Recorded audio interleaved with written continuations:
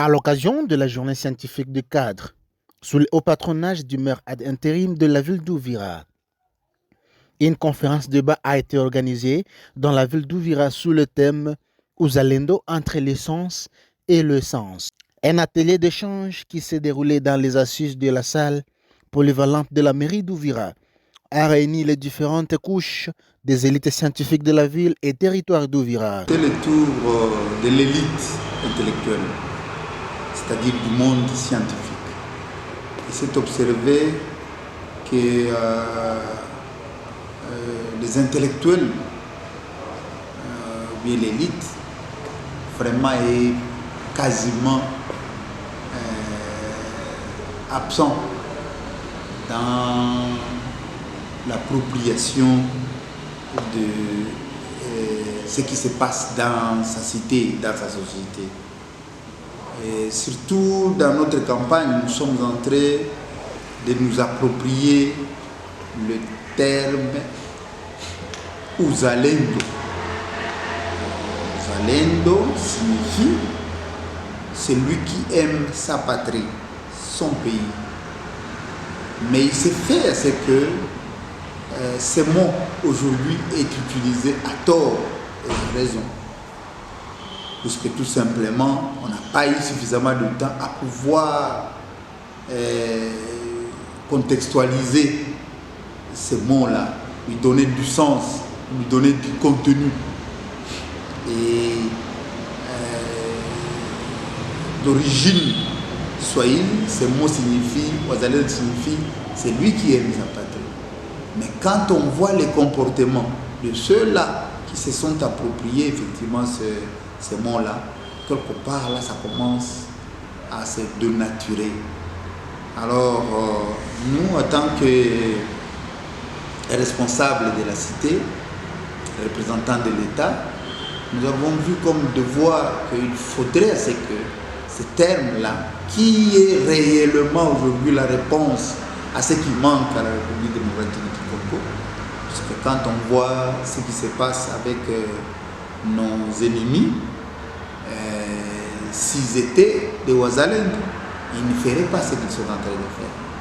Et maintenant, nous, qui défendons notre parti, et surtout que nous sommes dans le contexte aussi de dire que Vira voudrait s'approprier comme capitale des Uzalendo, donc de ceux-là qui aiment leur pays. Et voilà comment aujourd'hui, c'était le tour maintenant de l'élite, du monde scientifique. C'est pourquoi on a fait une journée scientifique pour donner du contenu à ce thème et chercher à avoir une commission, une équipe qui va dorénavant se mettre à pouvoir éduquer toute la population qui est Uzalendo, puisque on a trouvé qu'il y a du vrai et il y a des faux. Après le mot d'ouverture par le maire ad intérim, son Excellence M. Kifara Kapenda Kiki, les conférenciers du jour, M. Virgile Soumaïli Moualimou, a exposé sur le thème Uzalendo où il a donné son sens et son essence. Le sens de Uzalendo, sens consensus. Le terme Uzalendo vient du Swahili Kuzaliwa, naître en français, soulignant un lien organique à la patrie. Et donc, comprenez que l'Uzalendo, c'est ces liens-là d'attachement d'une personne, d'un individu à sa terre natale. C'est l'équivalent de notre mot patriotisme, du latin patria, la terre des pères. Comme vous pouvez déjà le remarquer, en Swahili, Uzalendo vient de Ouzaliwa. Et ça fait allusion au lieu où une personne est née, à la terre natale d'une personne. Cette terre natale, c'est une terre à protéger. C'est pour cela que tout le monde a un attachement vif envers sa terre natale. Mais lorsque nous rentrons en français, ça, ce n'est plus le lieu où l'on est né, mais c'est plutôt le lieu où le Père est né. Donc, chez mon Père, c'est chez moi. Je dois aussi me protéger chez mon Père. Puis les interventions sont venues des différents coins de la salle. Moi, je vais poser la question. Ma première question, dans l'exposé de M. le maire adjoint, il a parlé d'éléments importants qui a suscité à moi des questions. Il a dit que les antivaleurs priment sur les valeurs. Et ça fait pleurer de voir que les antivaleurs priment sur les valeurs. Et ça fait très mal pour un Moussavet comme moi. Parce que si vous allez même pas pour pas pour d'âme. Donc les antivaleurs me font très mal. Je voulais poser la question de savoir quelles sont les causes qui font que les antivaleurs priment sur les valeurs. La deuxième question est celle-ci. Qui, dans la société, devait être le modèle du patriotisme? Qui, dans la société, devait être le modèle du patriotisme ou du patriotisme? Enfin, il y a un peu de recommandation, je laisse la recommandation. Voilà les deux questions auxquelles je voudrais avoir des réponses. Merci. Un engagement a été pris par tous les participants présents dans la salle afin de valoriser le Ouzalendo dans la ville et territoire d'Ouvira. N'oubliez pas de vous abonner sur notre chaîne Iyambaleto TV et commenter. Surtout, aimez cette vidéo et partagez à tes proches pour qu'ils trouvent nécessaire ce qui s'y trouve. Ici, Raja le Prince, Iyambaleto TV. Mais curieusement, nous observons que dans le débat de la cité, le monde scientifique est absent. Le monde scientifique est observateur.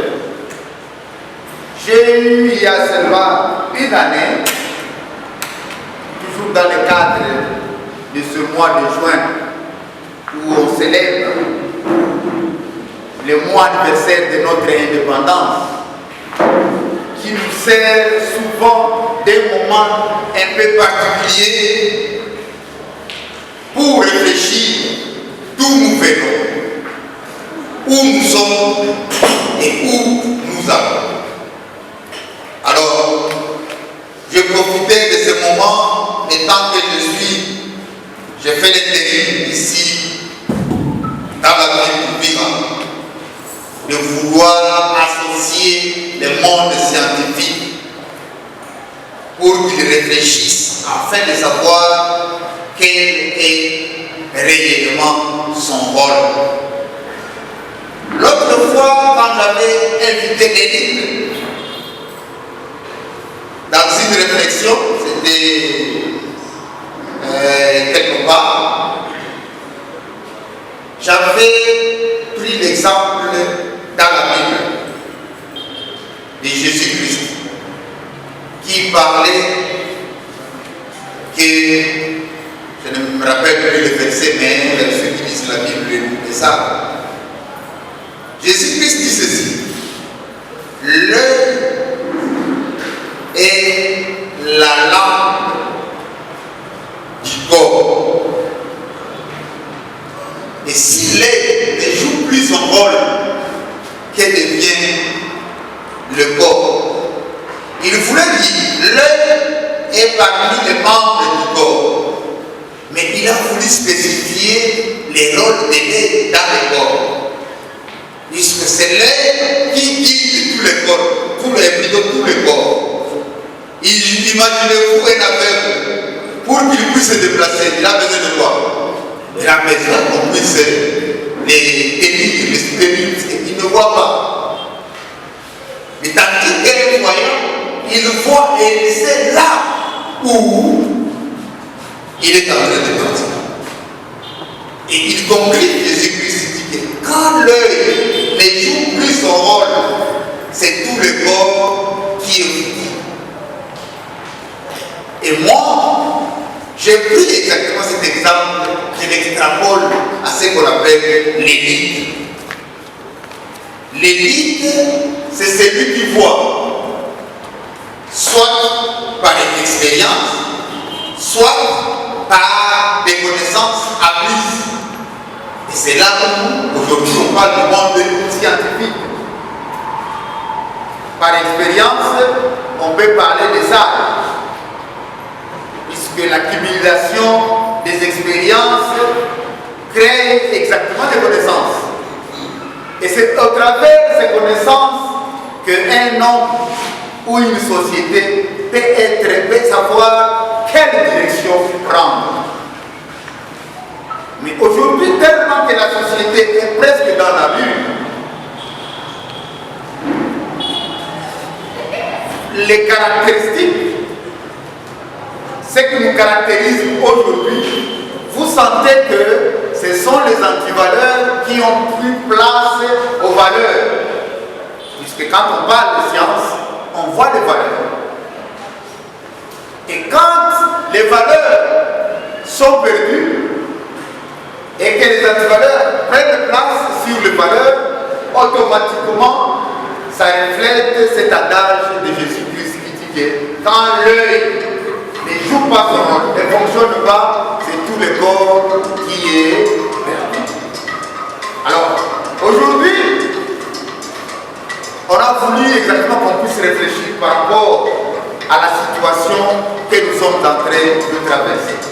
Nous avions réuni les différentes couches de la société et nous tous, nous avons été unanimes que Uvira doit être appelée capitale de la résistance, puisque par rapport à l'agression, Uvira a freiné, a stoppé les élans de la on l'appelle pas de l'ennemi. Et comme tel, ce que nous avons fait par rapport à stopper l'élan de l'ennemi, nous devrions chercher à écrire ou inscrire Uvira dans les annales de l'histoire.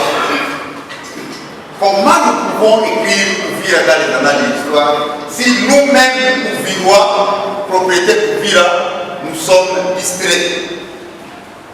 Quand vous arrivez à observer les comportements des uns des autres ici, sincèrement, vous pouvez conclure, vous pouvez déduire, comme si cette histoire d'agression n'était même pas notre préoccupation. Et pourtant, je ne cesse toujours de le répéter, et ici, à rendre aussi hommage à nos frères burundais de ce qu'ils sont en train de faire de nous aider pour la guerre. La façon dont les Burundais voient cette guerre est différente de la façon dont nous, Congolais, nous voyons cette guerre. Il s'agit de sculpter notre comportement. Vous sentez exactement que ça n'intéresse pas la collectivité, ça n'intéresse pas la société. Certes, on en parle, mais les comportements est différent par rapport que nous devions prendre face à cette agression. Voilà pourquoi nous nous sommes dit que nous invitions les mondes scientifiques pour qu'ils puissent réfléchir. Et sur un thème spécifique. Aujourd'hui, quand vous parlez des États-Unis, vous sentez qu'il y a ce qui caractérise les Américains par rapport à l'Europe. Et nous, aujourd'hui, nous avons une chance publique énorme qui peut arriver à chaque pays au travers des circonstances que nous sommes en train de vivre. Nous puissions découvrir une identité. Et cette identité sur laquelle on peut connaître ce que c'est Uvira, c'est ce que nous avons proposé aux scientifiques, de réfléchir sur les Ouzalendo. Nous sommes cette capitale de résistance et il faut à ce que nous étudions comment exactement nous allons les devenir pour défendre, parce que la guerre est toujours à nos côtés. Comment nous pouvons multiplier les stratégies avec ceux qui sont au front pour que réellement nous constituions une force qui va vérifier l'ennemi. Et que ça soit fait, puisque nous avons déjà dit que Uvira ne tombera jamais. Et comme nous avons affirmé que Uvira ne tombera jamais, alors entrons dans toutes les démarches pour que réellement ce n'est pas en s'endormant que nous avons gagné cette guerre. C'est en s'élevant, en se réveillant. Et voilà pourquoi aujourd'hui le monde scientifique organise cette journée. C'est une première, mais nous voudrions à ce que l'élite que nous considérons comme étant l'aide qui dirige le corps, nous lui donnons sa place et que lui aussi s'approprie sa place afin que notre société dorénavant puisse être éclairée et savoir la bonne direction. Puisque attention, dans les directions, il y a d'abord, vous pouvez avoir la bonne direction ou la mauvaise direction. Et nous, Uvira, nous voulons réellement au travers les recherches, les réflexions des scientifiques, au travers des différentes connaissances qu'ils ont, nous puissions donner effectivement de l'antenne, de la valeur à ces termes que nous utilisons abusivement, nous allons ou bien nous allons. Et une fois bien étudié, nous pouvons en faire le marche de façon que demain ou le lendemain, ça soit l'identité de Uvira. Telle est notre démarche. Et nous sommes très contents que vous ayez répondu à cet appel. C'est une première. Et je sais aujourd'hui qu'il y a un grand notable qui a perdu sa femme. Nombreux sont modèles, ça n'excuse, mais c'est une première.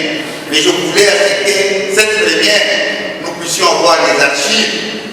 Et à partir de cette réunion, nous puissions voir des résolutions qui vont créer la continuité et l'appropriation de l'élite ouviroise pour chaque fois s'approprier ce qui concerne son avenir. Et surtout aujourd'hui, en commençant par découvrir ce qui peut être notre identité, notre capitale, notre référence, de façon que, aussi Kivu, au Congo, en Afrique et au monde entier, quand on parle Uvira, on découvre effectivement l'identité d'Uvira que nous voulions à ce qu'il soit les Ouzalendo, puisque le Ouzalendo, c'est tout simplement signifie c'est lui qui aime son pays. Et notre résistance est caractérisée par cet Ouzalendo et nous voulions maintenant en faire notre affaire. Excusez pour avoir pris assez de temps, c'était seulement un mot d'ouverture, mais je vous dis circonscrit pourquoi on a organisé, on va continuer à organiser, à prendre l'habitude à ce que l'élite commence à éclairer par rapport à tous les problèmes, tous les défis que nous avons, nous puissions utiliser l'aide pour éclairer et nous donner la bonne direction.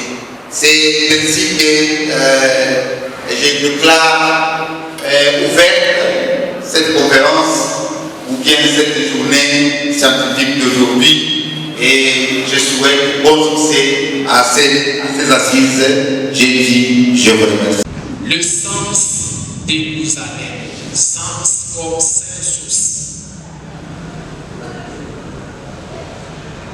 Le terme Jérusalem vient du Swahili, Kuzaliwa, naître en français, soulignant un lien organique à la patrie. Et donc, comprenez que l'Usalendo, c'est ces liens-là d'attachement d'une personne, d'un individu à sa terre natale. C'est l'équivalent de notre mot patriotisme, du latin patria, la terre des pères. Comme vous pouvez déjà le remarquer, en Swahili, Uzalendo vient de Uzaliwa. Et ça fait allusion au lieu où une personne est née, à la terre natale d'une personne. Cette terre natale, c'est une terre à protéger. C'est pour cela que tout le monde a un attachement vif envers sa terre natale. Mais lorsque nous rentrons en français, ça, ce n'est plus le lieu où l'on est né, mais c'est plutôt le lieu où le père est né. Donc, chez mon père, c'est chez moi. Je dois aussi me protéger chez mon père. C'est pour cette raison-là que nous tous ici, même si nous sommes nés en ville, mais lorsqu'on nous demande quel est notre village natal, la réponse que nous donnons le village natal de nos pères, de nos ancêtres, de nos aïeux. Et alors,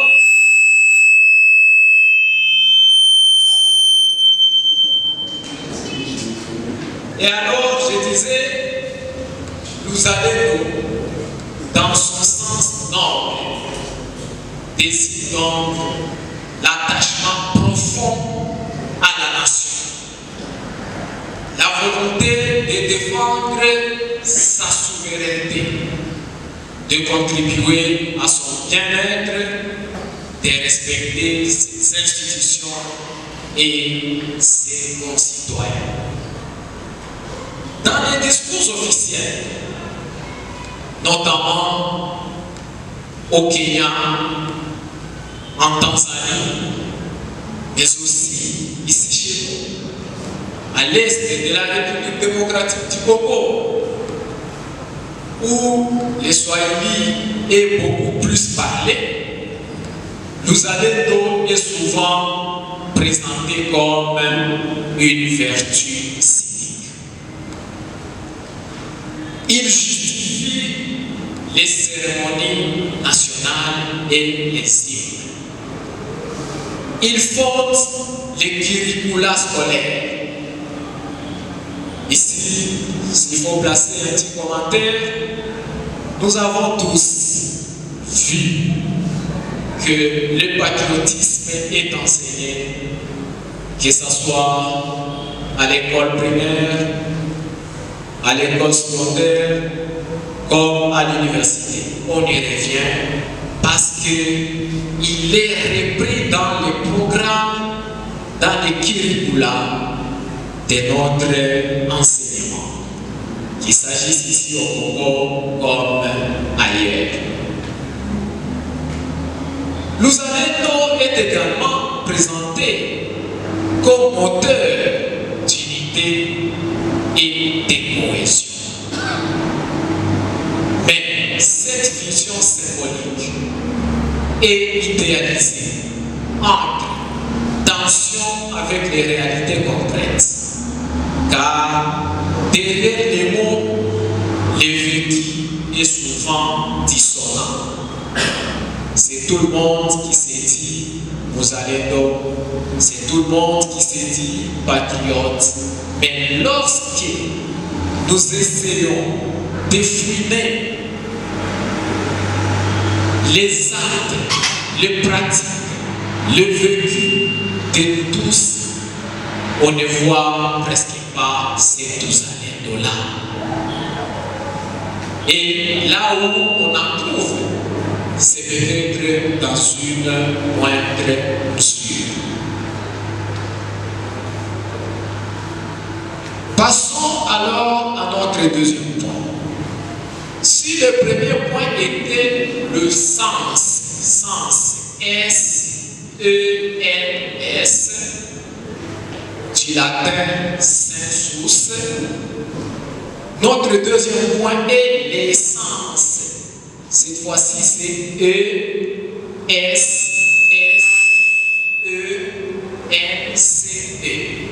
De nous aller entre patriotisme sincère et paradoxe armé. Sur le terrain, Luzalendo ne se lit pas dans les livres. C'est-à-dire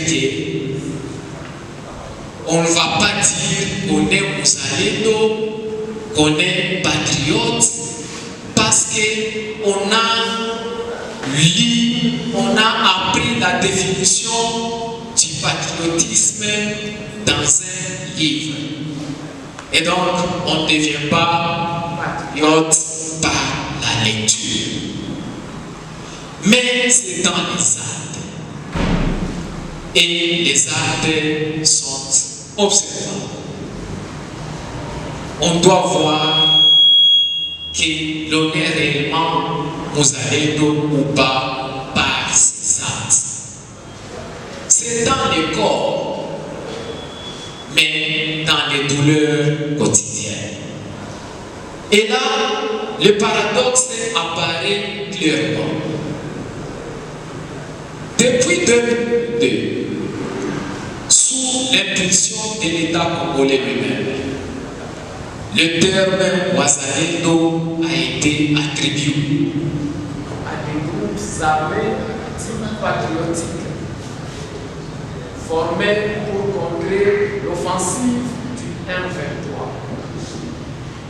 Il est vrai que le terme patriotisme existe et est bien connu par les Congolais depuis la nuit des temps, mais seulement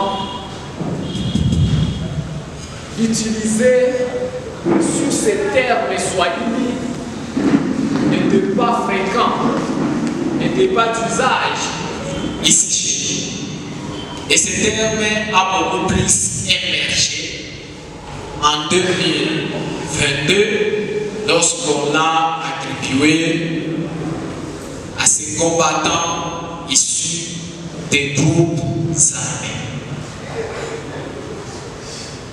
Ces combattants dits patriotiques, formés pour contrer, je l'ai dit, l'offensive du M23. Et donc, ce sont des milices locales, anciens malémas, civils militarisés ou ex-combattants qui se mobilisent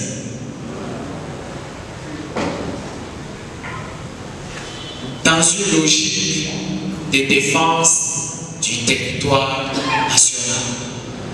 Mais ces phénomènes posent problème. Et en voici le paradoxe central. Les Muzalendo apparaissent comme des sauveurs dans un vide sécuritaire. l'État congolais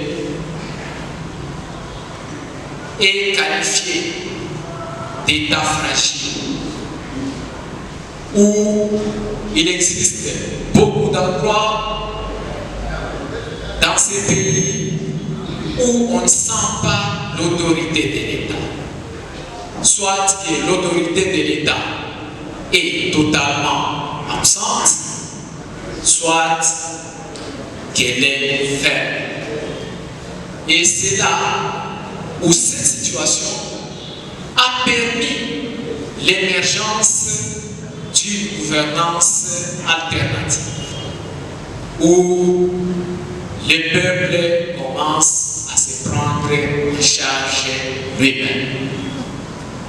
Mais cette situation affaiblit aussi l'État par son existence en dehors du droit.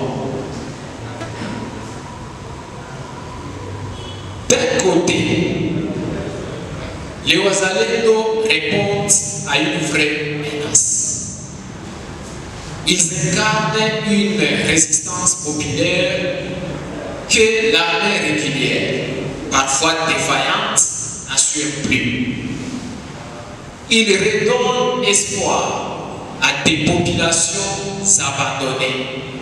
Vous savez, quand vous allez, il y a un moment, dans les hauts plateaux d'Uvira et Fizi, il n'y avait aucune présence, ni de la police nationale congolaise, ni de FARDC, ni d'une quelconque institution chargée de la sécurité. Et qui assurait maintenant la sécurité là-bas? Ce sont ces jeunes-là qui ont pris les armes.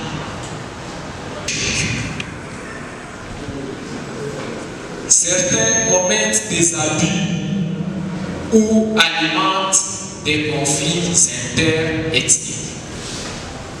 Ils remettent en cause les monopoles légitimes de la violence physique par l'État, tel que ça intervient une proposition stratégique.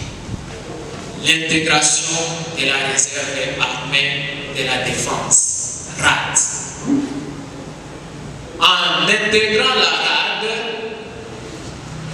nous allons éviter la situation actuelle des Wazalendo sans statut légal, des Wazalendo sans encadrement donné.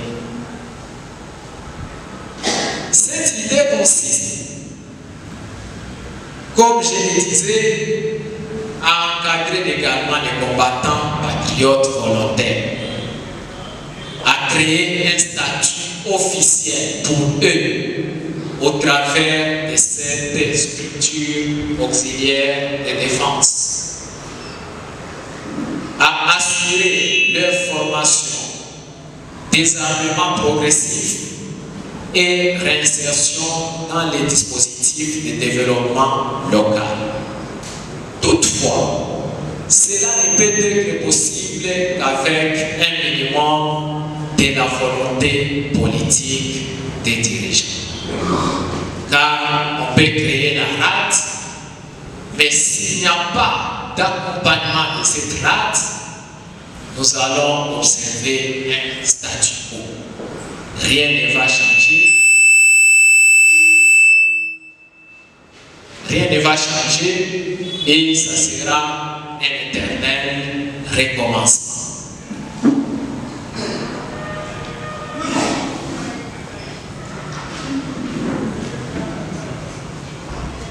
Toutefois, là, pour Uvira, cela aurait plusieurs avantages.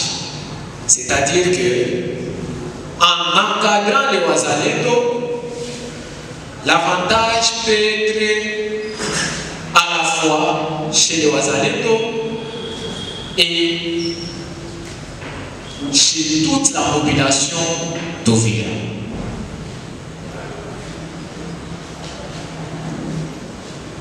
Alors, les avantages pour Uvira sont les suivants. 1. Canaliser l'énergie communautaire vers une sécurité collective concertée. 2. Rompre avec l'irrégularité des groupes armés tout en valorisant leur engagement. 3. Créer un lien nouveau entre État et population basé sur la reconnaissance et non la défiance. La RAD pourrait être un sas de transition entre guerre et paix, entre milices et citoyens.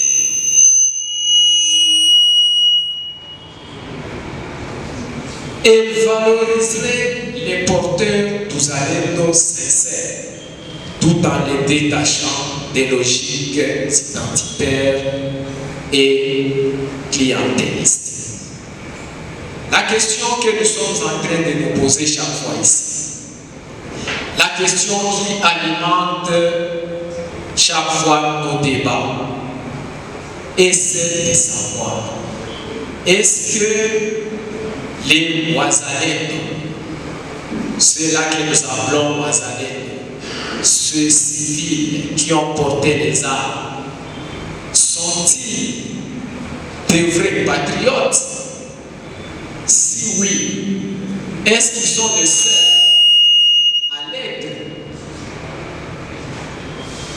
Car le patriotisme ne se définit pas uniquement par la résistance armée, mais le patriotisme est complexe. Et pour que nous puissions avoir la paix dans notre pays, excusez que je me mette un peu debout, pour que nous puissions avoir la paix dans notre pays, nous devons tous devenir des Wazalendo. Pas des porteurs d'armes, mais plutôt des gens qui ont un attachement profond vis-à-vis de notre grande patrie et de notre ou de nos petites patries. Par la grande patrie, il faut tout simplement entendre l'État congolais qui nous appartient à nous tous. Et nous avons ce devoir civique de pouvoir les défendre partout où nous sommes. Mais en dehors de cet État congolais que nous partageons tous, nous avons aussi chacun de nous sa patrie, sa petite patrie. Et cette petite patrie, c'est soit la province. Ici où nous nous retrouvons, nous pouvons être des originaires des provinces différentes. Et chacun a également l'intérêt de pouvoir défendre sa province partout où il se trouve. Mais au-delà des provinces, nous avons également nos territoires d'origine respectifs qui constituent également des petites patries pour nous. Et nous avons cet intérêt de pouvoir les défendre. Et les défendre, c'est travailler pour le bien commun de tous. C'est éviter, par exemple, de détourner les fonds, les deniers publics. C'est, par exemple, éviter la corruption. C'est, par exemple, vivre en bonne entente avec tout le monde. Et c'est sur ces conditions-là que nous pouvons nous taper la poitrine en disant tout haut, partout où nous sommes, que nous sommes réellement des Wazalendo. Le contexte qui est le nôtre actuel, vous le savez. Tout l'espoir de la RDC repose sur Uvira. Aujourd'hui, même celui qui ne connaissait pas encore Uvira le connaît déjà. Parce qu'on dit que Goma est déjà occupé, Bukavu déjà occupé, mais Uvira n'est pas occupé. Pourquoi Uvira n'est pas occupé? Parce qu'à Uvira, il y a des Wazalendo. Et les Wazalendo, ce ne sont pas seulement ces miliciens-là, mais c'est nous tous qui avons résisté. Et nous pouvons remporter, gagner notre lutte si et seulement si nous continuons à cheminer sur cette même lancée. Ça veut dire que si nous ne percevons pas la corruption pour accueillir ou permettre l'infiltration de l'ennemi, sachez que notre résistance va perdurer. Mais si cette résistance perdure, quel sera maintenant notre dividende demain? S'il arrivait que le pays s'est réunifié, y a-t-il quelque chose que nous devons gagner de notre de notre patriotisme? Aujourd'hui, Uvira est en train de soutenir le gouvernement. Et pour une petite histoire, hier, pendant la rébellion mouléliste de 1964-1965, Uvira a encore été des bastions de résistance. Mais cette fois-là, Uvira résistait contre le gouvernement. Et nous en avions payé les frais.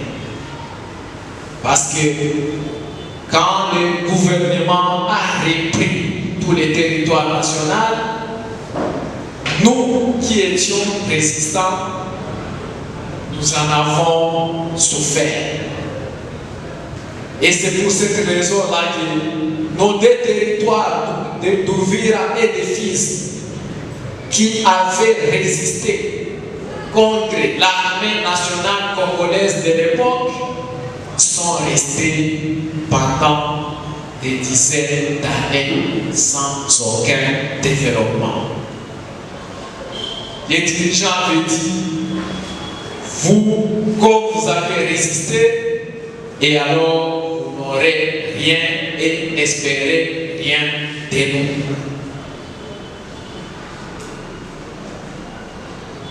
Pendant cette guerre, pour les plus vieux que nous ici, qui l'ont vécu, ils vous diront que les Banyamulenge étaient avec les autres tribus dans un premier temps. Les Bafulirou, les Babembe et les Baviers. Mais après un temps, quand leurs alliés, Bavira, Babembe et Bafulirou, ont pillé leurs fermes qu'on appelait élites des Minembwe, ils ont fait volte-face.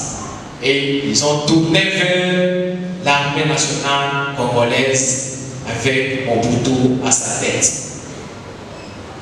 Et après la guerre, en tout cas, ils ont gagné, ils ont bénéficié de beaucoup d'avantages. Et c'est à partir de ces côtés des Banyamulenge et ils ont profité de beaucoup de choses de son gouvernement. Et nous, de notre côté, nous les résistants, nous n'avions que nos yeux pour pleurer et pleurnicher. Et voilà maintenant aujourd'hui, comme l'histoire se répète, il y a encore une autre rébellion. Mais cette fois-ci, comme je l'ai dit, notre position penche vers le gouvernement.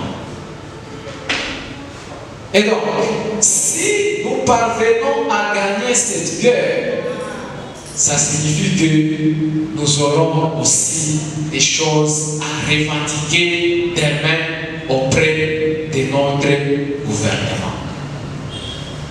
Mais si nous échouons et que les autres arrivent à occuper ici, nous allons revivre la même situation de 65 où nous risquons de passer encore plusieurs décennies de misère et de souffrance.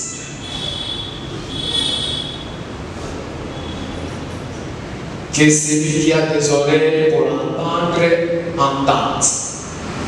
En conclusion, interroger nous allons entre l'essence et l'essence, c'est comprendre que le patriotisme ne peut plus être un simple slogan. Il doit être reconstruit comme une éthique vivante, critique et inclusive. Loin d'être l'amour aveugle d'une patrie mythifiée, le vrai Uzalendo est l'engagement lucide pour une société plus juste. Il ne se mesure pas au nombre de balles tirées, mais à la profondeur du lien que l'on cultive avec sa communauté, sa terre et sa nation. Uzalendo sio maneno, uzalendo ni matendo. Le patriotisme n'est pas dans les mots, mais dans les actes. Merci de votre attention. Nous remercions sincèrement le conférencier pour son exposé. Et comme il s'agit d'une conférence scientifique, il est souvent difficile de donner un résumé pour ne pas déformer le sens même du contenu de la conférence. Cependant, tout en demandant aux conférenciers d'être très vigilants pour nous regarder, je vais essayer de donner ce qui a constitué le contenu de cette conférence.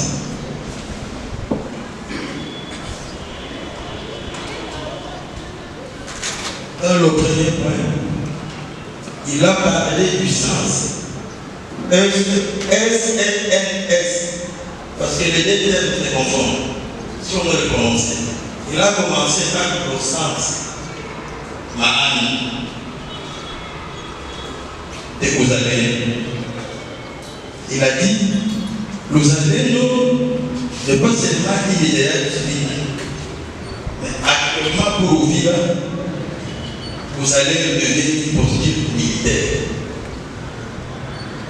Mais à travers cette définition de Uzalendo, des questions surgissent. Est-ce que les Uzalendo, tels que vous le voyez aujourd'hui au Mali, sont-ils réellement des patriotes? Est-ce que leur présence dans l'opinion nationale ne constitue pas une des d'obstacle au pouvoir en place? Voilà pourquoi le conférencier a dit qu'il serait souhaitable déjà, à travers c'est-à-dire en structure appelée réserve de l'armée pour la défense, de prévoir des mécanismes pour reconnaître la valeur des Wazalendo en tant que résistants. Il a dit, vous allez nous provient du monde soyeux, vous allez voir, il signifie également patriotisme pour la défense de la terre centrale. Chacun de nous, selon lui, est né quelque part. Il a sa terre quelque part. Et celui-là constitue sa terre natale. Mais curieusement, lorsque vous rendez à l'état civil ici à la mairie ou à la chefferie des Babilles de Bafoué royaume, on pose la question, quel est votre village d'origine? Les gens citent souvent. N'hésitez pas à vous sonner. On nous a inculqué une théorie où vous devez citer les villages d'origine de vos grands-parents, de vos parents. C'est paradoxal, n'est-ce pas? Mes parents sont nés, je ne sais pas, à Kijongo ou à l'Éden. Moi, je suis né à Katongo ou à Ouvir ici. Mais on pose la question du village d'origine, vous dites les verts. C'est une question qui nécessite une analyse approfondie. Dans ce pays, on a émergé en 2020 avec la résistance, avec la naissance des groupes armés locaux, milices locales anciennement appelées Marignan. La naissance de Wazalendo ou de Marignan pose problème. Actuellement. Tantôt les Wazalendo apparaissent comme des sauveurs dans un pays fragilisé par plusieurs acteurs, autorités de l'État public ou quelquefois absents dans certains points.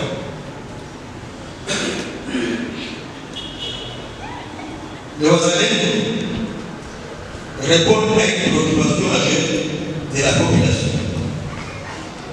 Sa sécurité à la grande de défense de la République. On a vu le cas ici, avec ce qui s'est passé entre les FAPC et l'unité des FAPC appelée EBA.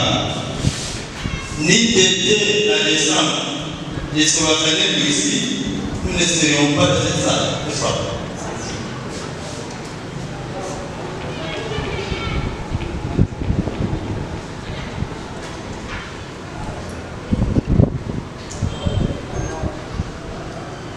Le conférencier a mis un accent particulier sur le patriotisme qui devient un couteau à double tranchant. Tantôt, c'est pour la défense de la patrie. De l'autre côté, le gouvernement ne va pas déconner leur présence dans la mesure où il confie une solution palliative à la gouvernance sécuritaire dans un État affaibli. Ce qu'il faut qu'aujourd'hui, il y a l'applement de confiance d'un côté entre les FAPC et l'Australie, de l'autre côté entre les combats catholiques. Nous avons le devoir non seulement accompagner l'État congolais pour encadrer les Wazalendo, au niveau local aussi, ici à Uvira, nous devons canaliser les ressources, mobiliser et canaliser les ressources en leur faveur. Et nous devons tout faire pour faire sortir ce Wazalendo de la notion des groupes armés. Si vous vous rappelez très bien, lorsqu'on a... Je reste dans les débats parce qu'il s'agit d'une conférence et débat. Et c'est là où je demande aux discutants Pitawa d'être un peu vigilants. C'est un débat scientifique, c'est un débat public populaire. Quand les chefs de travaux a exposé, il nous a ramené dans sa problématique avec trois épinettes questions-problèmes. Il s'est demandé, les Wazalendo sont-ils réellement des patriotes? Je vais rester d'abord là-bas. J'ai été un peu prononcé par les réponses du conférencier Virgile, complétées par les dissidents classiques. Parce que Virgile, dans son exposé, j'ai senti dans les éléments de son hypothèse quelque chose qui t'a montré que certains Wazalendo se qualifient de Wazalendo, mais dans les concret, il n'y a rien. Mais quand le dissident s'est ajouté, quand il a synthétisé, il a semblé montrer que les Wazalendo sont des véritables patriotes. Voilà les débats que je cherche à ouvrir. Qu'est-ce que monsieur le conférencier Virgile voudriez voir chez les Wazalendo qu'il n'a pas vu pour qu'il nous dise voilà, je n'ai rien trouvé de concret. Les dissidents d'Assibois, qu'est-ce qui vous a motivé de dire à nos dix ensemble qu'ils sont des véritables patriotes? Voilà ma question. Une deuxième question. Je suis resté sur ma soif par rapport à la troisième question de la problématique du conférencier Virgile. Parce qu'il a dit ceci. Comment transformer les énergies en force? Comment transformer tout ce que nos amis Wazalendo font? Et là, je parle de Wazalendo civil et bordelais. Comment transformer ce qu'ils ont fait en force? Si le tabloïd du conférencier Virgile, je n'ai pas vu quelque chose. Je voudrais que cela soit relevé par nos mises assemblées ou par nous-mêmes, par les autres, parce qu'il s'agit d'une conférence et débat. J'ai été prévu. Je suis Kefa Karakoplassi, membre du bureau du Conseil urbain de la jeunesse de Vira, chargé des communications, porte-parole de la jeunesse. J'ai bien noté la partie positive et négative évoquée par les conférenciers. Je vais toucher la partie négative.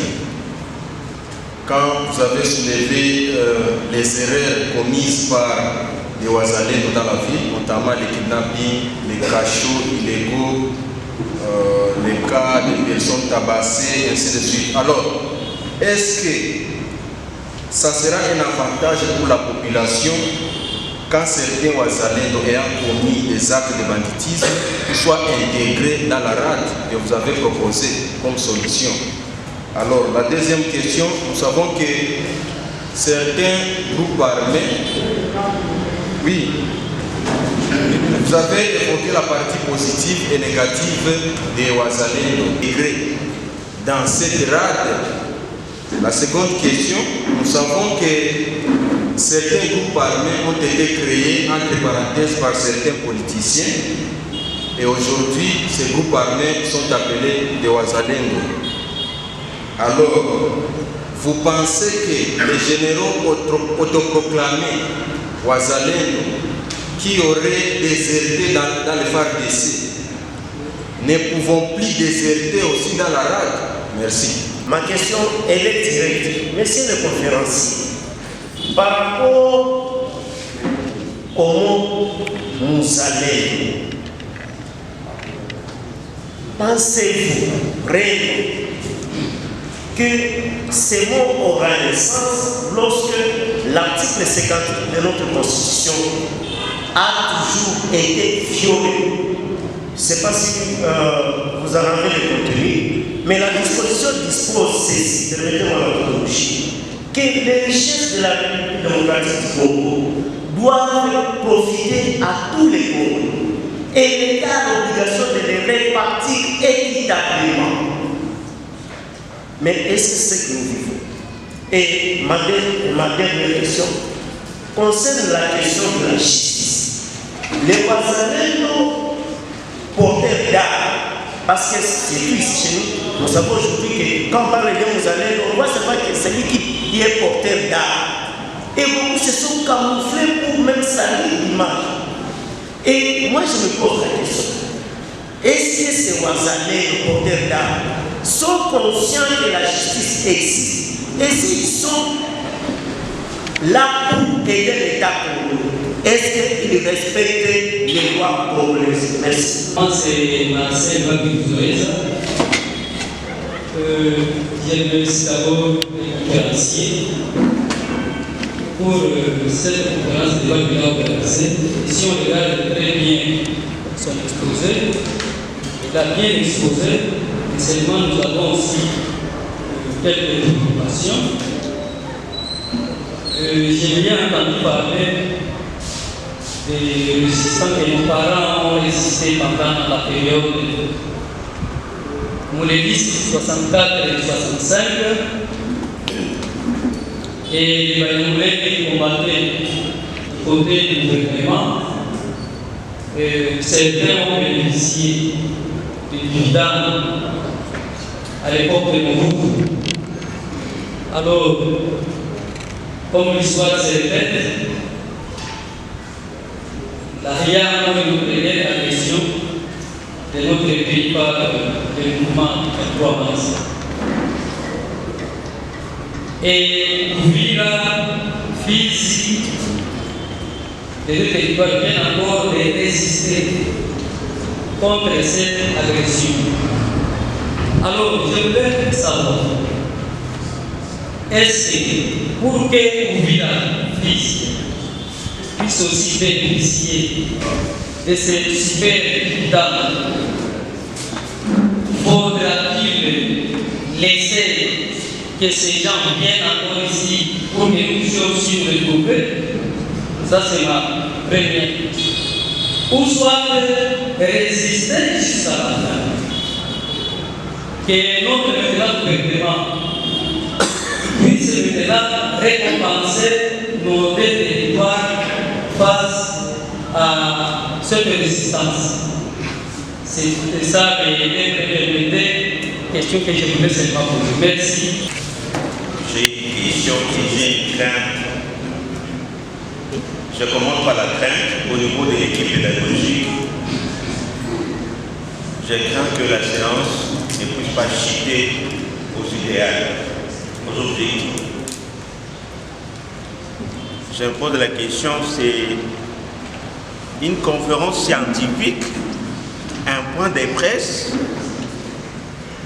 c'est quoi au juste? C'est un rapport de quoi? Des invités.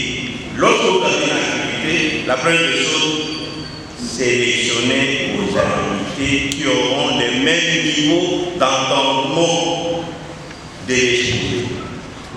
Ma question.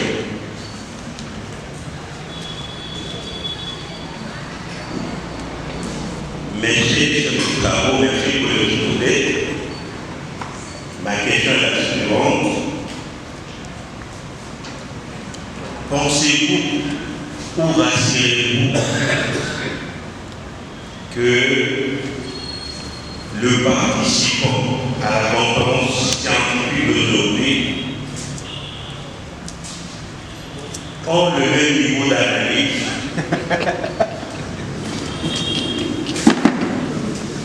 du sens aux allées afin qu'ils puissent aborder l'accompagnement ou les recadrages en cas de manipulation de la rue.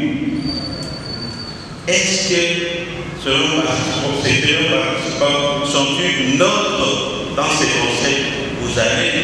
Merci. Pour la parole vous accorder. Nous disons encore une fois merci à l'autorité pour cette opportunité qui tombe à point nommé. Nous disons merci aussi aux conférenciers.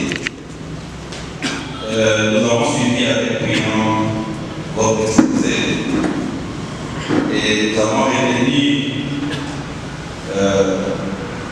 les thèmes où vous avez insisté sur le sens et l'essence des concepts sur le plan sémantique, c'est prononcer la même manière. Et donc, je comprends pourquoi aussi mon prédécesseur vient de poser cette crainte sur les niveaux de compréhension. Mais moi, je vais tout droit au but par rapport à la situation que nous vivons avec ce que moi j'appelle le phénomène Ouazalendo. C'est un phénomène social. À côté de vous, il faut regarder 3 à 4 fois à côté. Si vous n'avez pas péché contre quelqu'un à côté de vous, alors que ces concepts que vous venez d'expliquer,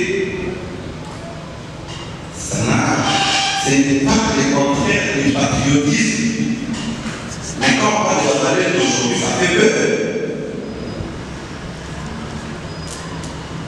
Est-ce qu'il n'y a pas de contradiction sur le plan pratique? Et l'autre question, c'est le quid de Ouazalendo sorti des prisons, les violets, les voleurs, les bandits intégrés dans les groupes dits Ouazalendo. Quid de ces gens-là? Ces gens-là que nous redoutons aujourd'hui, ces gens-là qui ne sont pas bien encadrés, ces gens-là qui peut-être sont dans les Ouazalendo mais ne comprennent pas l'essence et l'essence du Ouazalendo. Voilà un peu ma préoccupation. Maintenant, je voudrais dire comme ceci. Je vais commencer si les mots que les coopérations dit. C'est encore difficile chez nous les Ouazalendo de s'intégrer dans la rate. Pourquoi? Parce que nous sommes des Ouazalendo qui sont debout pour sauver notre terre là où nous sommes nés. Et maintenant, la rate, c'est une partie du gouvernement. C'est le gouvernement qui commande les rates. Maintenant, si nous aussi nous viendrons, nous serons des fruits et ennemis à 500 km. La raison pour laquelle c'est très difficile. Deuxième point, pour dire comme ceci. Et là où passe la guerre, il y a un peu de la solution, mes chers amis. Nous sommes dans une guerre, il faut trouver la solution. Chez nous, ici, on a un vice. Ce qui fait la guerre ici, c'est le nom. Le nom de Nyamulène. Ce qui amène la guerre ici chez nous.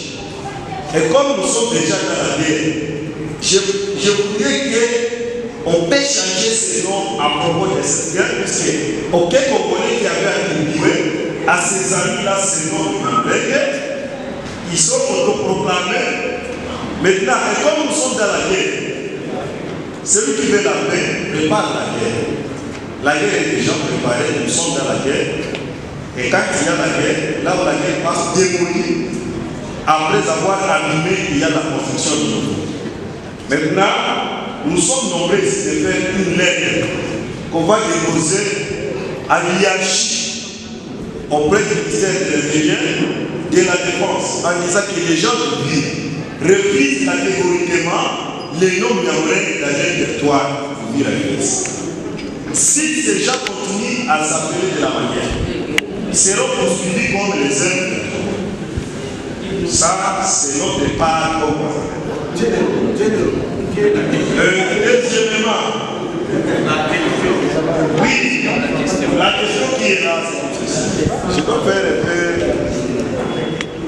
Nous sommes, on a dit que le Ouazalendo, c'est le patriotisme. Mais dans nous, les Ouazalendo, nous sommes menacés encore par notre population Koumida, qu'on se mise debout pour sauver. Laissez-moi le dire. Je suis attaqué partout là où je passe. Pourquoi? On a des taxes. Nous sommes au nombre de 52 642 Ouazalendo les gens de ville. Nous n'avons aucun salaire, ni prix, ni restauration, ni indemnité, ni aucune partie, ni civile, ni militaire, ni gouvernement. Nous sommes en train de se restaurer par des êtres contre les chefs. Maintenant, on a quelques corps de Kawizi Ouéguera aussi à Louvou. Là on demande, ce n'est que 500 francs pour un passager. Ce n'est que 500 francs pour un passager. Qu'on puisse se restaurer aussi au front de bataille là où nous sommes. Maintenant, j'écoute souvent à la radio, on est en train de dire que nous sommes en train de torturer, de menacer les gens. Là encore, moi-même je fais la descente. Je m'excuse un peu, monsieur le général. Oui. Il y a une partie là. Oui. Réservez le tout. Il y a des recommandations. Si vous dites là-bas. Bon, ça va. Toutes les recommandations. Et si nous voulons échanger sur les questions de fond. Ma question. Oui. Maintenant. J'atterris. Ça va, merci. J'atterris ça comme ceci. Venez tout le monde s'intégrer dans les Wazalendo. Et ma question est ceci. Pourquoi les gens oublient en plus, au lieu de soutenir, nous, les enfants propres, vous êtes encore de taxer et de faire des mauvaises campagnes sur les réseaux sociaux? La deuxième question. Nous, les Wazalendo, nous n'avons aucun journaliste au champ de bataille. Mais chose grave, vous, les gens qui êtes ici à Ouïe, vous êtes en train de publier nos fausses informations. Ce n'est que les Wazalendo ne doivent pas publier ça. Troisième question, nous sommes ici à Ouïe. Sur les montagnes, nous ne sommes pas en route. Et comme nous sommes sur les montagnes, les gens d'ici qui sont en dessous de la route, vous savez qu'aujourd'hui, il y a des gens qui ont migré totalement à 87%. Nous avons déjà des infirmiers qui se comportent comme les Wazalendo, les uns se comportent aussi comme les Baptistes. Je dois répondre tout de suite au monsieur l'orateur qui l'a dit. Concernant ce qui s'est passé depuis Guadeloupe ici à Kabinoula, mais ce n'était pas de la Gabrielle, c'était des Guadeloupe de frères. Moi-même, j'étais sur les gens là-bas. Et comment c'est passé? Ils ont donné les Barouni l'argent. Ils s'étaient petits au début des Barouni. Ils traversaient même ensemble. C'est le général Landa Baro qui les a partis au niveau de là. Maintenant, quand tu as des questions de la manière, il faut savoir analyser ça. Merci. Des orateurs du jour qui a été très brillant et en savoir pour mes questions, je veux savoir quels sont les mécanismes mis en jeu pour incarner la vérité. Vous allez dans la crise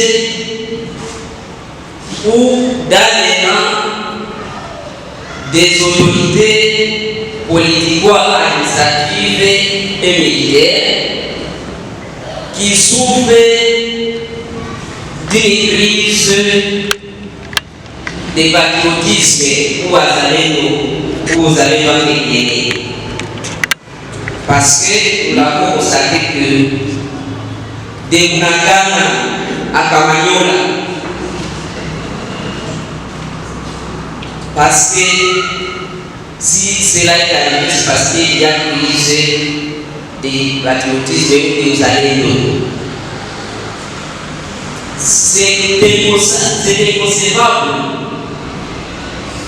Un officier avec ses troupes d'éviter Munagana jusqu'à Kalemi, alors que l'ennemi restait à 800 quelques mille kilomètres.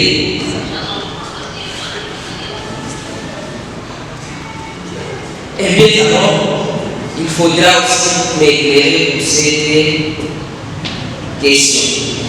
Deuxième question est de savoir, par rapport à ce que vous avez évoqué, en ce qui concerne la langue, c'est-à-dire les attribués au Wazalendo, il n'y aura-t-il pas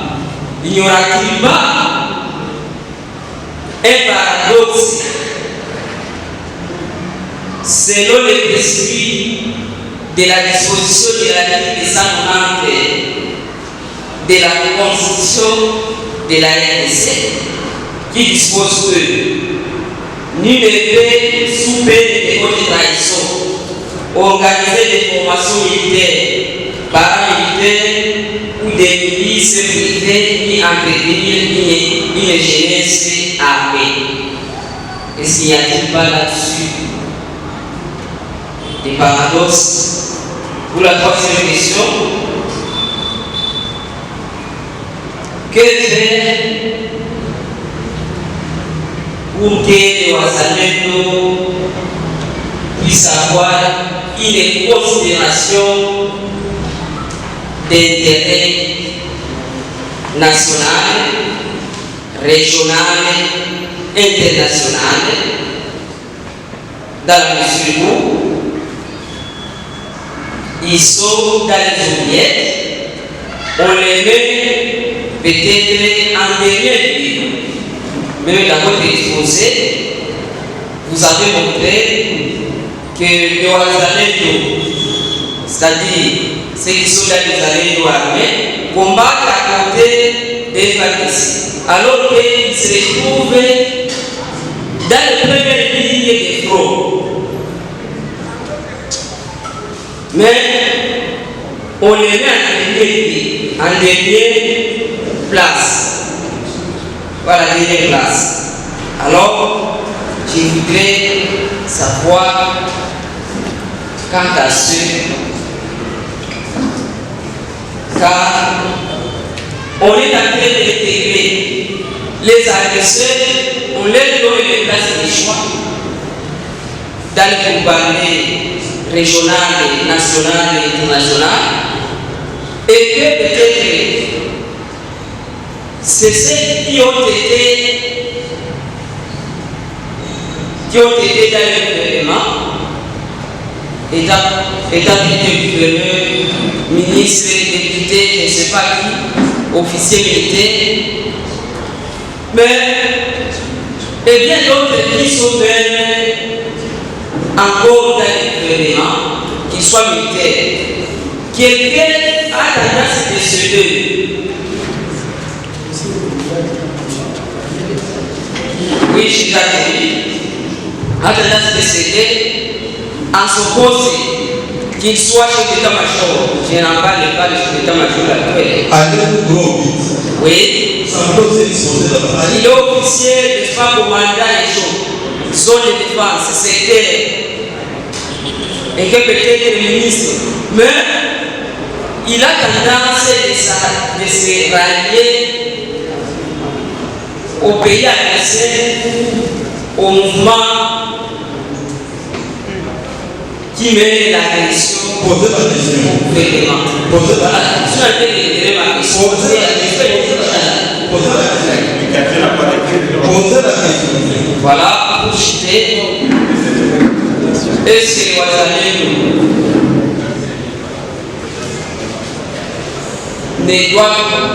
ne doivent pas encore connaître le même sort que celui que vous avez évoqué depuis l'époque du président Mobutu? Merci.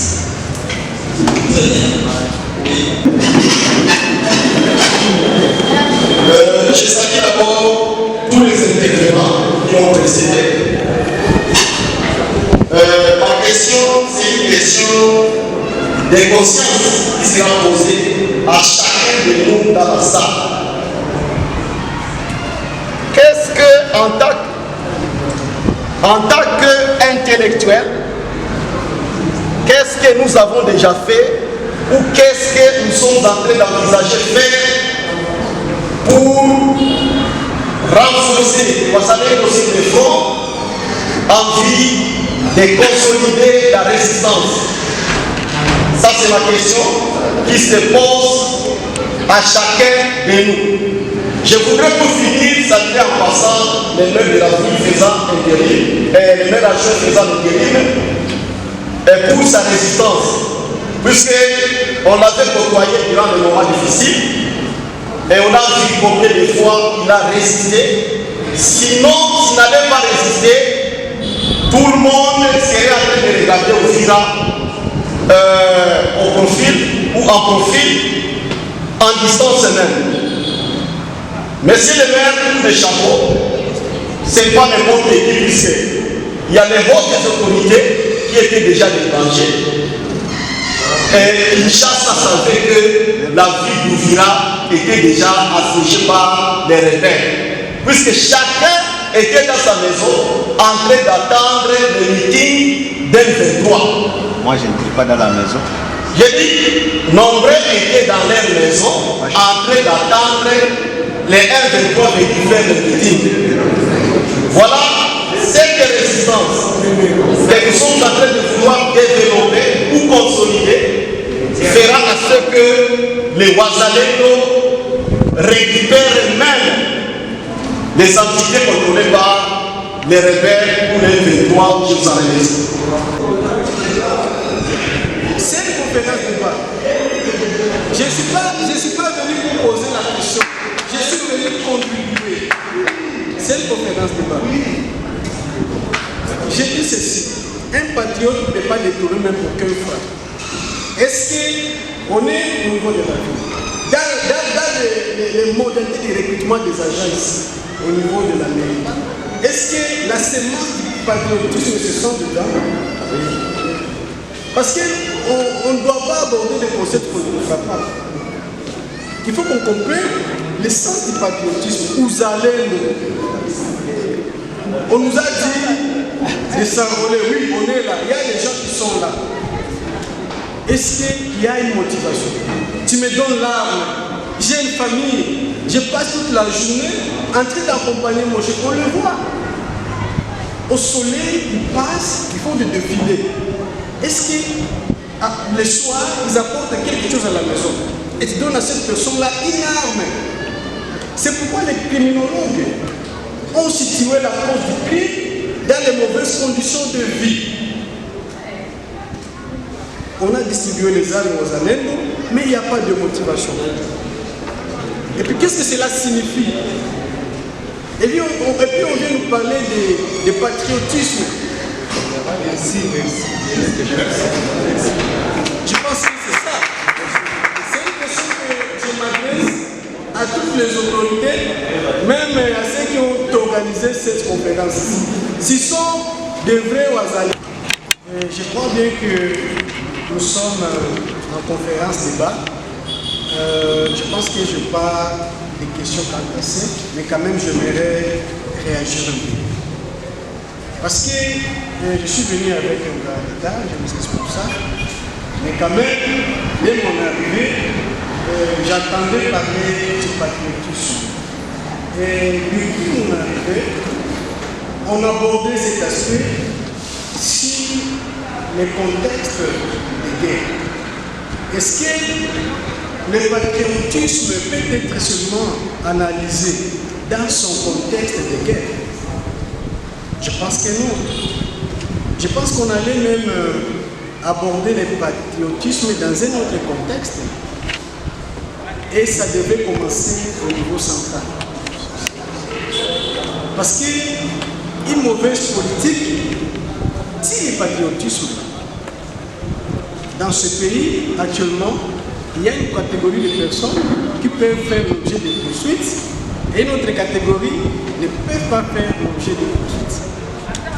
Ça, c'est une entrave. C'est déjà un problème.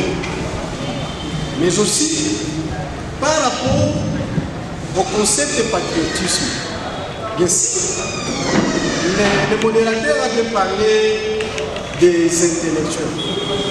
Pourquoi les intellectuels ne sont pas enrôlés dans le groupe de Wazalendo? C'est parce que les gouvernements n'accompagnent pas ces groupes-là. Moi, je suis intellectuel. Je n'ai pas de questions, mais je donne mon intervention quant à ça. Papier? C'est une conférence de débat quand même. Oui. Une autre question, voilà, je pose question. Nous avons le maire de la ville ici. Est-ce que son enfant est dans le groupe Ouazalendo? L'enfant du maire. J'ai dit ceci. Nous avons une autorité publique dans la salle. Et on dit que les intellectuels ne sont pas enrôlés dans le groupe Ouazalendo. Moi je dis, c'est parce que le gouvernement n'accompagne pas ces groupes-là. Une mauvaise politique tire le patriotisme. C'est ça mon intervention. Alors, nous avons, parce que je ne vais pas aller trop loin, je me situe ici dans la ville, au niveau urbain, nous avons deux maires, le titulaire et l'adjoint. Est-ce que le maire n'a pas un enfant de 18 ans? Est-ce qu'il est dans le groupe? Est-ce que le maire adjoint n'a pas un enfant de 18 ans? Ou il n'a pas ses frères? Est-ce que ces gens-là sont dans le groupe? Pourquoi les autorités n'envoient pas les enfants dans les groupes? C'est parce que le gouvernement n'a pas... Non, non, c'est une conférence de base. Je reviens de ma propre manière. Personne ne pas me citer, oui, c'est une conférence de base. Je pose la question et je donne mon intervention. Je n'ai pas encore fini.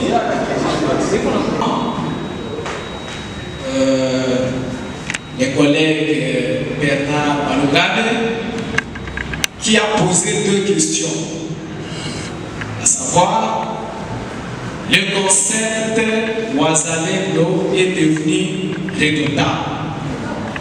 N'y a-t-il pas de contradiction sur le plan pratique? Je dois avoir répondu à cette question dans mon exposé, où j'ai montré que le Ouazalendo d'aujourd'hui est devenu un couteau à double tranchant. C'est-à-dire que Ouazalendo en tant que terme n'est pas un problème. Le Ouazalendo, c'est une vertu. Le Ouazalendo, c'est une qualité. L'Ouazalendo, c'est une valeur. Mais ce qui pose problème, ce sont les porteurs de cet Ouazalendo-là, qu'on peut supposer incarner toutes les valeurs possibles de l'Ouazalendo, mais malheureusement, on retrouve que certains parmi eux sont réellement de Ouazalendo. Mais d'autres ne les sont pas vus les actes qu'ils posent qui sont contraires aux vraies valeurs d'Ouazalendo. Et je crois qu'en répondant à cette question, je réponds directement à la deuxième, où vous me posez la question de savoir si tous ces voleurs-là, les violeurs qui étaient hier dans la prison et qui ont été récupérés, recrutés chez les Ouazalendo, est-ce que ce sont de vrais ou de faux Ouazalendo? Je pense qu'en posant cette question, vous-même, vous aviez déjà la réponse. Ok? Un voleur, un malfaiteur, peut-il être Ouazalendo? Est-ce que les vols, les viols sont-ils des valeurs ou des antivaleurs? Or, on définit un Ouazalendo non pas par des antivaleurs, mais par des valeurs. Je vous remercie.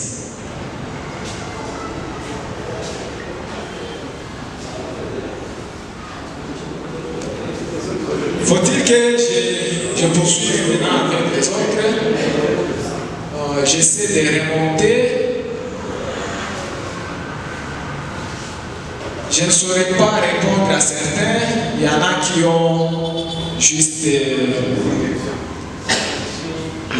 les questions commencent, à mon avis, chez Jean Barogo, où il a premièrement cherché à savoir si les Ouazalendo sont réellement des patriotes. Car pour notre modérateur, Bitawa, il a affirmé que les Ouazalendo sont des véritables patriotes. Alors que chez moi, j'ai essayé de montrer que j'ai essayé de relativiser montrant que certains Wazalendo sont patriotes, d'autres ne le sont pas du tout. Et voilà, je crois qu'il n'y a que peut-être les collègues Maître Vitard qui peut répondre à cette question, parce qu'au moins dans mon intervention, j'ai pu vider cette question.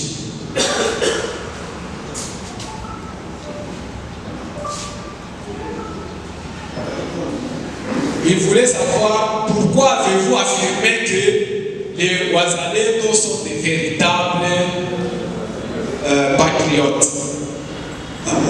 Moi je pense que c'est d'accord, mais ces gens n'avaient pas compris mon intervention. Il commence à déraper par-ci. Concernant votre deuxième question, vous avez cherché à savoir comment transformer les énergies de Wazalendo en force. Si vous voyez très bien, la majorité de ceux que nous appelons Wazalendo font partie de la catégorie des jeunes. Et qui dit jeune voit la force. Qui dit jeune voit la vivacité. Et donc, tous ces jeunes-là qui ont porté les armes pour différentes raisons, parce que ce qui est vrai que ils sont devenus Wazalendo tous aujourd'hui, mais hier ils étaient des Maïmaï, et en tant que Maïmaï, chacun a intégré le mouvement avec ses propres motivations. Tous n'étaient pas la motivation de défendre l'État. Il y en a qui étaient des voleurs, vous l'avez dit, il a quitté la prison sacrale, il voit qu'il est resté dans la cité, il peut encore être poursuivi, alors il décide de se retrancher dans la brousse. Il prend l'arme pour vivre là-bas dans la quiétude. Il y en a qui ont contracté des dettes d'autrui.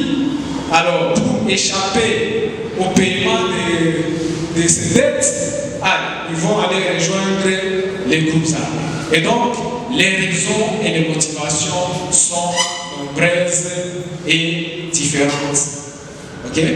Maintenant, lorsqu'ils rentrent ici, en tant que jeunes, nous disons qu'on peut récupérer les uns en respectant bien sûr la procédure telle que le commandant Simonet l'a si bien évoqué ici.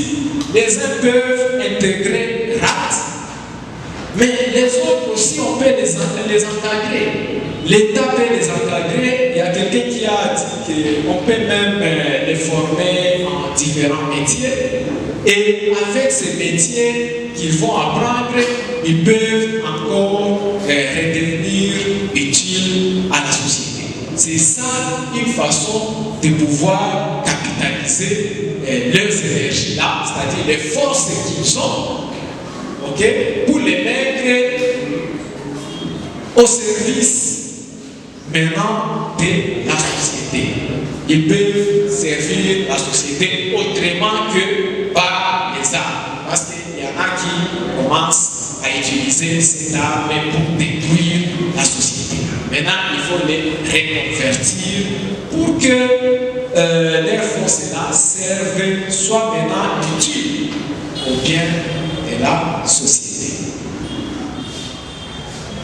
Je prends Sophonie, non, il n'a pas posé de question. Maître Gislain Baraïna. Par rapport au mot vous allez, pensez-vous réellement, que pensez-vous réellement? C'est ça la question. Il est déjà parti. Malheureusement. Alors, il a dit les richesses de l'État congolais doivent bénéficier à tous les Congolais. Qu'il a refusé. Bien sûr, ça doit bénéficier à tout le monde. Et c'est ce qui fait que parmi les motivations que je viens d'évoquer ici, pour intégrer les groupes armés. Il y en a qui vont là-bas avec des motivations purement économiques. Et aujourd'hui, on parle de l'économie de la guerre. C'est-à-dire, il y a ceux qui rejoignent les groupes armés, non pas pour défendre la nation, mais juste pour se taper des moyens économiques. Ce qui demande et nécessite une distribution, une justice distributive pour permettre quand même à tout le monde de pouvoir bénéficier des richesses du pays. Les Ouazalais sont-ils conscients que la justice existe? Ce n'est pas à moi de répondre à cette question. Il faut plutôt aller leur poser ça. Alors, pour Placide Kefa, les erreurs commises par les Ouazalais, est-ce que ce sera un avantage pour la population quand certains Ouazalais seront intégrés dans RAD? Il faut relativiser cette question. Il y en a qui peuvent avoir commis des erreurs aujourd'hui et s'amender et devenir de bons citoyens demain. Tout dépend, par exemple, du programme que le gouvernement peut mettre en place pour récupérer toutes ces brebis galeuses. Et puis aussi, la rate, ce n'est pas en réalité un travail permanent.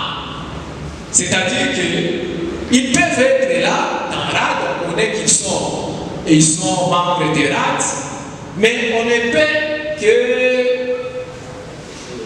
ponctuellement les former, les sensibiliser, mais on aura besoin d'eux en cas de guerre, beaucoup plus. C'est en cas de guerre qu'on peut recourir à eux comme renfort.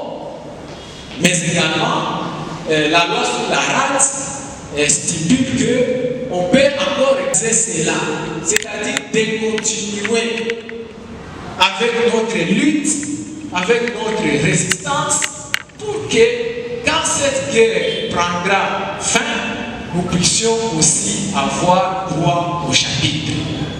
Nous puissions aussi aller vers l'État pour dire voilà, le sang des enfants d'Ouvira et des Fizi a beaucoup coulé. Maintenant, c'est le temps pour nous d'être consolés. Voilà ce que j'ai dit. Pour Serge Moulenda, rassurez-vous que les participants à la conférence d'aujourd'hui ont le même niveau d'analyse pour comprendre nos allées. Bon, en fait, je ne sais pas combien de personnes ont été invitées. Le comité pédagogique a travaillé avec la mairie, mais il n'y a que 35 invitations que nous, comité pédagogique, avons lancées. Et toutes les autres invitations, c'est à la mairie. Alors, en ce qui nous concerne, nous avons quand même invité ceux-là qui devraient, en principe, être à la hauteur de notre thématique. Et pour Bernard Maloukane, les concepts, c'est pas lui qu'on a commencé. Voilà, je crois que j'ai épuisé la chemise. Merci beaucoup pour ceux-là qui ont posé leurs questions sur cette deuxième série de questions. Il y a le tout premier, Aldo Kajumuna, qui a posé la question de savoir quels sont les mécanismes mis en place pour incarner Ouzalendo dans le rang des autorités qui souffrent d'une crise d'Ouzalendo. Il fait allusion à certains dirigeants de l'armée ou de la police qui, selon lui, ont été corrompus et laissé certaines villes, ces villages, à être occupés par l'ennemi. Alors, les mécanismes mis en place, il y en a toujours. Je vous ai dit que le patriotisme s'apprend. Le patriotisme est toujours dans les curricula, dans les programmes scolaires. On l'apprend à tous les niveaux, du primaire à l'université. Il y a d'ailleurs un cours d'éducation à la citoyenneté un peu partout là-bas, où on revient toujours sur la notion de patriotisme. Mais qu'est-ce qui fait que les gens ne puissent pas intégrer, ne puissent pas incarner ces valeurs-là patriotiques? Il y a aussi ce problème d'impunité dans notre pays. Beaucoup de gens ont fait de la corruption un mode de vie. Et cela fait que, en tout cas, ce n'est pas que les gens ne savent pas ce qu'ils doivent faire pour leur État, pour leur nation, pour leur patrie. Mais étant donné que les antivaleurs dans les pays restent toujours impunis, alors la situation reste comme telle. Il n'y a aucun changement. Aussi, il a posé une autre question. N'y aura-t-il pas de contradiction entre RAT et, je ne sais pas, l'article combien de la Constitution? 190 de la Constitution. On dit toujours, à situation exceptionnelle, des mesures exceptionnelles. Le pays est agressé. L'armée est déjà en difficulté et ne sait pas contenir l'ennemi. Il y a aussi l'article quand même 63, je crois, qui appuie que cette décision du gouvernement, en cas d'attaque, lorsque les pays tuent, il y a même des conflits de leadership. Et cela, c'est le propre des Congolais. Ce ne sont pas seulement des Wazalendo. Si ici les maires nous disent ou nous demandent de créer une commission pour travail donné, où nous serons rémunérés, où nous aurons des avantages économiques, vous allez voir comment est-ce que nous serons incapables ici de trouver peut-être ça. Parce que c'est tout le monde qui voudra l'être. La RAD a déjà une année, mais rien n'est visible. Pourquoi la lenteur dans l'organisation de la RAD? Ce qu'il faut savoir est que maintenant, la RAD ne peut pas bien fonctionner. Maintenant, parce que nous sommes dans la guerre. Nous sommes dans la guerre. Récupérer tous ces gens-là avec ce que nous connaissons pour notre pays. Vous savez, ils sont combien? On doit les payer parce qu'ils ne vont pas les faire cette fois-ci gratuitement. Il faut qu'ils soient désormais payés. Et il faut qu'on arrive, comme le commandant l'a dit ici, à sensibiliser d'abord tout le monde, à identifier ce qui n'est pas une tâche facile aujourd'hui. Arriver à identifier tout le monde. Après les avoir identifiés, il faut maintenant les sensibiliser et le commandant a dit ici, après les avoir sensibilisés, on doit maintenant les motiver. Alors, ça demande beaucoup, c'est tout un processus. Sachez que ça va venir, l'État est en train de s'organiser pour ça. Au moment opportun, on pourra assister à l'effectivité de la rate. Merci.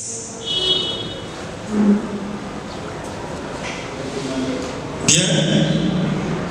Alors, je reprends. Il y a une motion de procédure. Une motion de procédure. Une motion. D'attachement profond à sa patrie, à l'État ou à la nation. Rien que cela. On peut prendre des armes et sans être nous allons. Nous l'avons dit ici. Et d'ailleurs, c'est le nez de notre discussion. Est-ce que le fait de prendre seulement les armes fait de vous un Moussalem? Non, puisque au-delà de la défense de l'État, de l'intégrité nationale, il y a aussi des dérapages, beaucoup encore. Et pour ceux-là qui ont ces dérapages, ceux qui sont en train de voler, de piller, ils ne sont plus des Bazalendo. Ne reste des Bazalendo que celui-là qui continue à entretenir les valeurs patriotiques. Vous avez dit que tout au long de mon exposé, je n'ai cité que 3 tribus, à savoir Bavira, Bafulero et Babemi. Non, peut-être que j'ai cité ces 3 tribus une fois ou 2 fois seulement. Et il fallait savoir c'était dans quel contexte. C'est lorsque j'ai parlé de ceux qui ont résisté pendant la guerre polémiste. Il n'est secret pour personne. Le premier à avoir résisté contre cette guerre, c'était les Foulis, suivi des Bébés, puis les Vira dans une certaine mesure. Vous n'allez pas parler des Bachi dans la guerre polémiste. Non, il n'y avait pas pris part. D'ailleurs, cette guerre était aussi contre les Chines, parce que c'était eux qui étaient au pouvoir. Les gens comme les Marandura, en dehors de la lutte de Pierre Bouléné, ils luttaient contre l'impérialisme. Si les gens avaient adopté, s'ils avaient accueilli vite la lutte bouléniste, c'est parce que les gens d'ici se sentaient aussi marginalisés par le pouvoir de Bukavu. Alors c'était l'occasion sur laquelle ils avaient maintenant sauté dessus pour se dire c'est maintenant l'occasion pour nous libérer également du pouvoir de Bukavu. En fait, ça n'a pas commencé aujourd'hui. Ce que les gens disent toujours que Bukavu, en tout cas, les coins, ça ne date pas d'aujourd'hui. Les dégâts n'étaient pas impliqués. Nous allez dont vous avez parlé, est-ce pour la patrie, est-ce pour la tribu? Nous allons c'est pour la patrie. Je l'ai bien expliqué. Que ça soit en Swahili, la définition étymologique Swahili, que ça soit la définition étymologique du patriotisme en français, nous avons vu que c'est pour la patrie. Le patriotisme lui-même, il y a pater, le père, là-dedans, où nous avons parlé du pays, de la terre, des pères. Okay? Et cette patrie-là, j'ai dit qu'il existe une grande patrie et une petite patrie. La patrie commence là où on est né, dans son village. C'est la petite patrie. Et quand vous êtes en mesure de défendre votre petite patrie, ça signifie que vous défendez au même moment la grande patrie. Si quelqu'un attaque, par exemple, Kawizi, et vous défendez Kawizi, est-ce que vous ne défendez pas à la fois Uvira et la RDC? N'est-ce pas ça? Alors, c'est un peu ça. Mais je n'ai pas parlé de la Libye. Je n'ai pas parlé de la Libye. Je parle plutôt de la terre. Les Wazalendo n'ont pas de statut. Moi, je pense qu'ils en ont parce qu'ils sont congolais. Bien sûr, je n'ai pas refusé. Ils sont congolais. Mais par rapport au métier qu'ils exercent maintenant, ils n'ont pas de statut pour ça. C'est comme moi, vous m'appelez par exemple de commencer à faire le commerce sans avoir les documents requis. Là, même si je suis congolais, je ne peux pas organiser ces activités-là sans en être préalablement autorisé par l'État. Et c'est ça aussi le statut dont nous parlons pour les Wazalendo. Ils sont OK, on parle de Wazalendo. Le chef de l'État y a prononcé ces mots, Wazalendo. Partout, les médias, tant locaux, nationaux qu'internationaux, parlent de ces mots Wazalendo. Mais quand vous voulez maintenant aller chercher ces Wazalendo, où est-ce que vous pouvez les retrouver? Qui est le responsable, par exemple, numéro 1 de Wazalendo sur le plan national? Non. Badiri n'est pas responsable de Wazalendo. Badiri est... Oui. Badiri est de la rate. Je disais Badiri est de la rate. Et c'est pour cette raison-là que je vous ai dit que tout ce que nous pouvons faire aujourd'hui pour que les Wazalendo se retrouvent, il faut qu'ils intègrent la rate. Je l'ai bien dit.